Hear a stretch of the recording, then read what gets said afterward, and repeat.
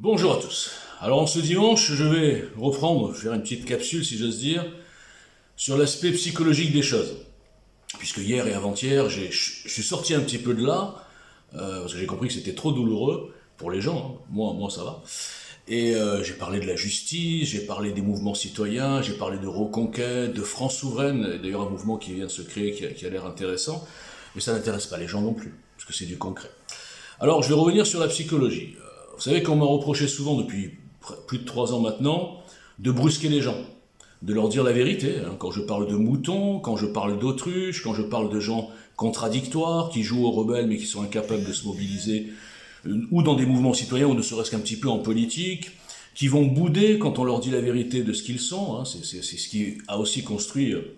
au-delà de la censure d'État, au-delà de l'entre-soi des petits médias, des petits médiatiques, des petits politiciens, etc., eh bien c'est ça qui a construit mon boycott total, qui fait qu'aujourd'hui, par exemple hier, hein, pour ne citer que hier, qui est un exemple extraordinaire, où j'ai fait environ 5-6 tweets hein, sur des éléments concrets, sur la justice, bref, sur plein de choses, il y a zéro like, comme je l'ai dit l'autre fois, là, je suis quand même extraordinaire, 0 like, 0 retweet, parce que EJL et Walter Boujna, ça pique.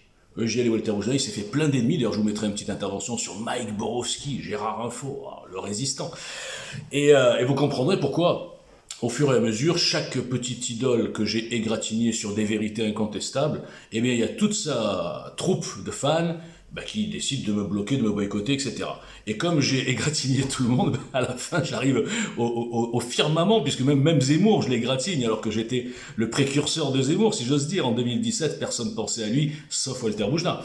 Eh bien, au fur et à mesure, toutes ces agglomérations de fans d'un tel, de petites idoles, eh bien, ça arrive, en tout cas sur les réseaux, à un boycott total. J'ai énervé tout le monde.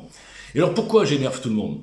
En fait, c'est pas parce que je dis aux gens ce qu'ils sont, parce qu'il y en a d'autres qui le font et qui ont un grand succès. D'ailleurs, je vais vous mettre un truc de Nicolas Vidal, vous allez voir, c'est extraordinaire. Allez, vas-y Nicolas, on t'écoute.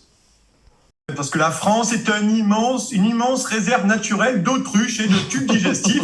En même temps, quand on vous tartine avec Koh-Lanta, Top Shape, The Voice, L'amour est dans le pré, Les Enfoirés, le JT de TF1 ou l'élection du Miss France, et que le nappage en supplément, c'est du Bruno Le Maire, eh bien, le gouvernement peut continuer pépousette à enfumer des millions de Français encore pendant quelques semaines, tout en chantant en Macarena. Alors à vous, les millions de Français, endormis, ensuqués, neurasthéniques de l'engagement citoyen.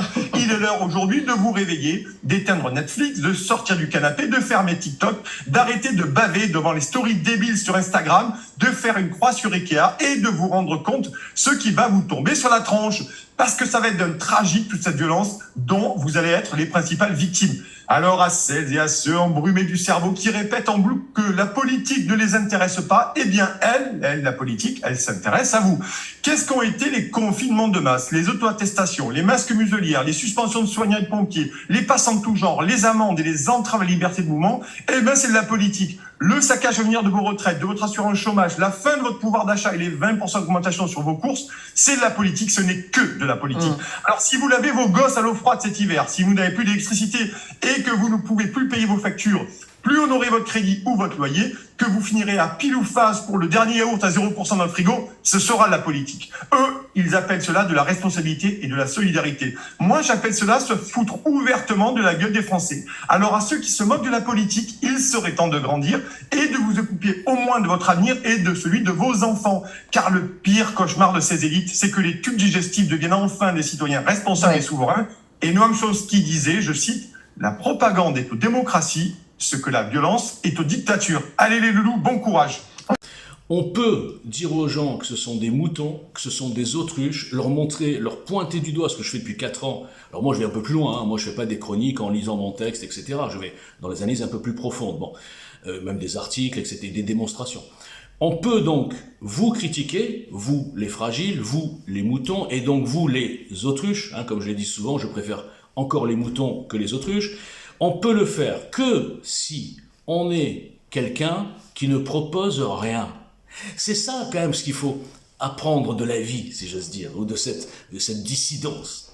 Si on est un chroniqueur, ou un petit qui a une petite chaîne média ou n'importe quoi, et qu'on vous massacre, eh bien la réaction des gens, c'est « Ouais, il est fort, ouais, il a raison, on est tous des moutons, il est courageux, il est trop fort et tout. » Si maintenant vous allez dire à ce mec « Est-ce que toi, tu as quelque chose à proposer ?» par exemple à Nicolas Vidal, il va vous dire non, c'est pas mon métier, moi je suis chroniqueur. Ok.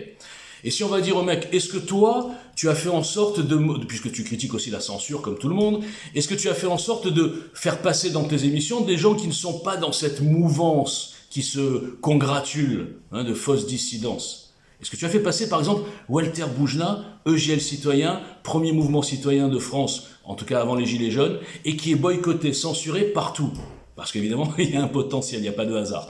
Est-ce que tu as fait passer Walter Boujna? Ah bah non, parce qu'on m'a dit que c'était un fou, machin. En plus, il agresse tout le monde et tout. Oui, mais toi, Nicolas Vidal, tu viens d'agresser tout le monde.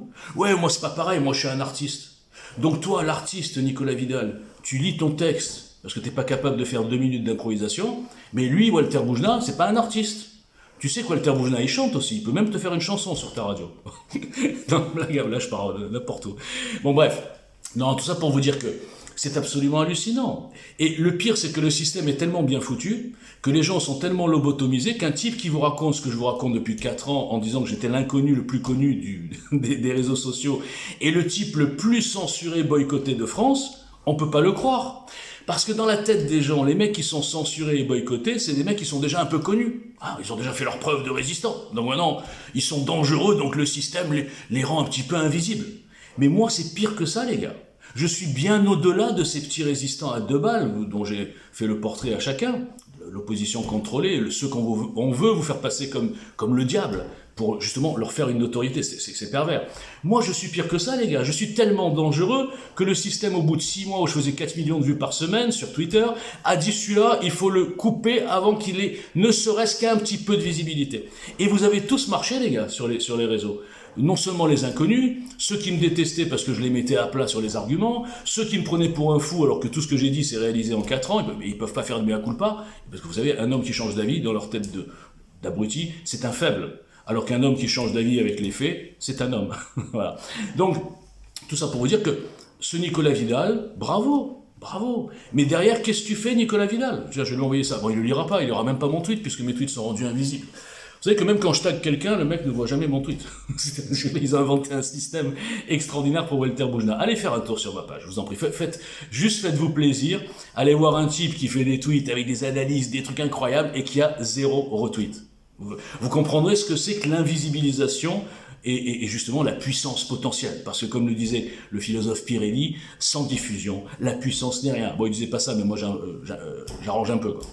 Donc les gars, je vous souhaite un bon dimanche et de rester dans vos carcans, de continuer à liker, à diffuser des artistes, des chroniqueurs qui vous disent que vous êtes, avec un esprit un peu presque maso, puisque vous diffusez en fait que vous êtes tous des nazes, que vous êtes tous des moutons et des rebelles de sondage. En fait, vous diffusez ce que je vous dis. Mais vous voulez pas le diffuser quand c'est moi qui vous le dis. Pourquoi? Parce que j'ai pas Booba qui m'a dit ouais bravo, j'ai pas Aberkan qui m'a dit ouais bravo, parce que je l'ai dit aussi il y a très longtemps, vous avez besoin, vous les moutons, vous les autruches, que la personne ait une caution de quelqu'un d'autre qui est connu. Alors s'il y a personne de connu qui dit « Ouais, ce mec-là, ce qu'il dit, c'est bien », eh bien, vous allez le boycotter. Vous allez dire « Oh non, c'est un fou », même s'il dit la même chose avec 3 ans d'avance que votre ami Nicolas Vidal. Donc, au même titre que je disais que, comment il s'appelle, Zemmour avait donné son cerveau à Sarah Knafo, eh bien, moi, je vous le dis, vous, les gens, vous avez confié votre cerveau à tous les gens qui sont connus. Qu'ils soient promus par le système ou pas, ça vous est égal.